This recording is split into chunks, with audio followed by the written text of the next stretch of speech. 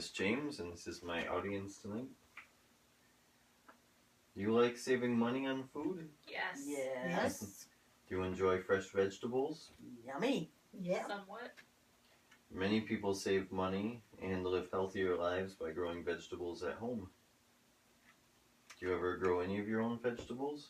Yes. Have done it. Doing it now.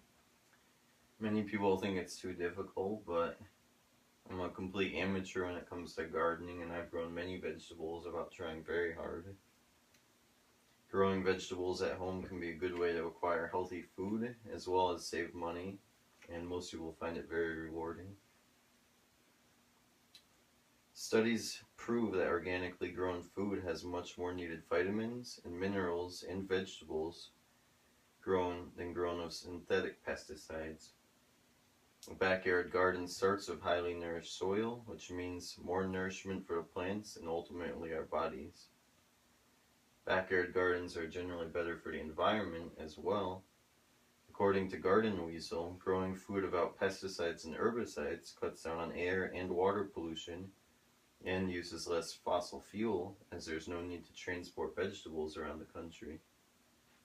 A lot of people don't realize that many fruits and vegetables come from half the world away, which is not only a big waste of resources, but oftentimes by the time they get here they're rotten, or a lot of them are discarded.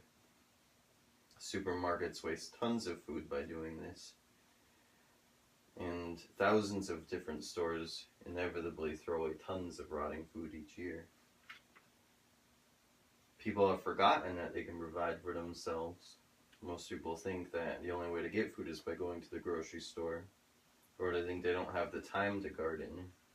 But in reality, with even a little time, you can find that you can at least grow some vegetables at home.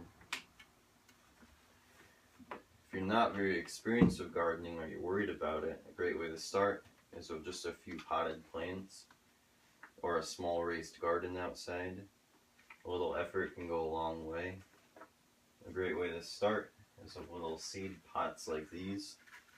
You can start by growing them inside your window or inside a sunroom, and then once they get bigger you can put them into plants outside.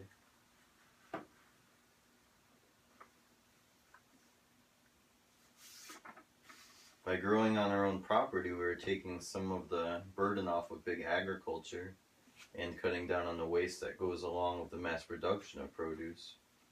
We also provide healthier food because organic gardening really isn't that much more complicated than growing with pesticides and herbicides. The main difference is that you don't usually get the yields that you might get if you use a lot of pesticide. But for the average person living at home, if they have to throw away a few more vegetables, it's usually not the end of the world. You probably won't go hungry. Many people claim that organic gardening is too expensive. The seeds do cost a little bit more, and the products like fertilizers and herbicides, which are hard to find, do cost a little bit more. I have one example right here. This is Organic Choice. It's an all-purpose plant food.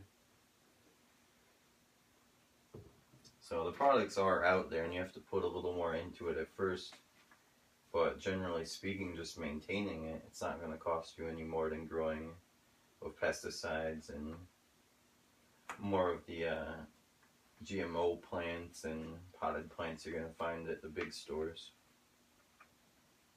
A lot of people might also argue that by not using pesticides that you're getting unhealthy food, but the reality is it's usually pretty easy to pick out the bad fruits and vegetables in your garden and simply compost them or discard them.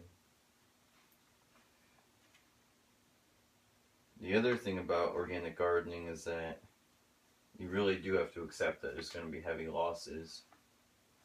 But if you're not counting on the food, like I said, it's really not the end of the world. If you don't have a lot of room in your backyard, you can also plant vegetables in planters. Even a medium-sized planter can accommodate a nice tomato plant. And you could put that on your porch or walkway, or even on your back deck, or perhaps balcony if you have an apartment. Another thing about gardening is that it brings you back to your roots. A lot of people don't know how to grow any food at all, and it's really a basic survival skill. By knowing how to garden, we strengthen our potential for living in the wild or extreme situations. We're more prepared. By growing vegetables and learning how to take advantage of the earth, we are respecting our roots and heritage. I think gardening also helps keep us more rooted in nature and helps remember where we came from. We wouldn't be here if people didn't know how to garden and grow food a long time ago. Gardening may seem difficult and like a lot of work, but if you start small, most people find out they will eventually find a liking to it, and year after year, you'll be tempted to garden some more. Gardening moves us closer to sustainability in general. The less we rely on shipping, the better off pollution and aware to the environment will be. According to a gardening website, today's farms use more energy than any other single industry. Apparently, farms use 12% of the country's total energy supply. So anything you can grow in your backyard is potentially using almost no energy at all. Yep.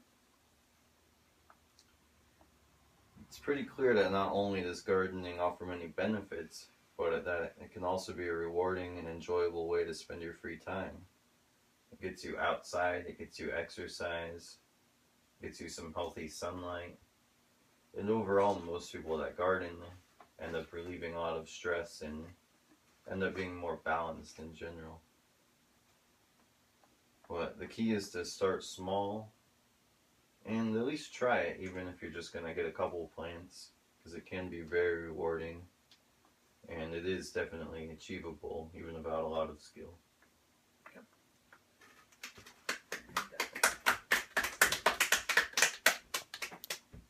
How much time